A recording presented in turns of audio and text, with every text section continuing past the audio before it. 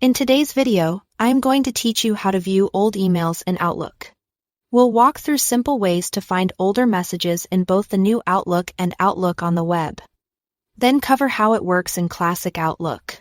I'll also show you a convenient, recurring view using a search folder so you can jump to older mail anytime without repeating the same steps.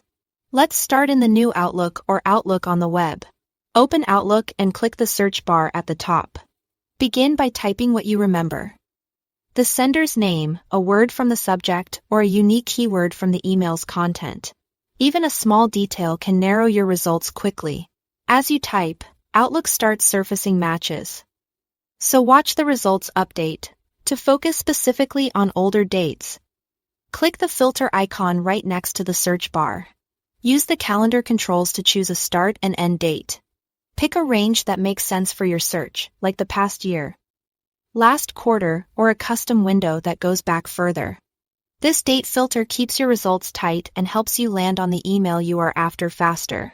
If you are using classic Outlook, the steps are similar with a few interface differences. Click the search bar at the top of Outlook. Then click the small down arrow to open Advanced Search.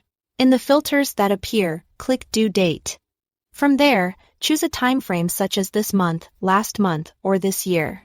Pick the option that best matches the age of the emails you want, and then click Search. This narrows the mailbox to messages that fit the time frame you selected, making it much easier to browse without getting lost in newer mail.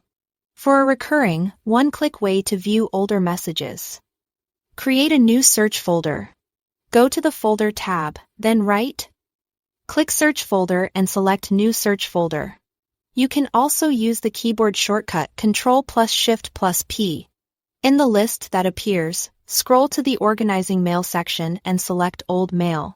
Click Choose, then set how old the email should be, like older than 3 months, and select the account you want this to apply to click OK. And a new search folder will show up in your folder pane.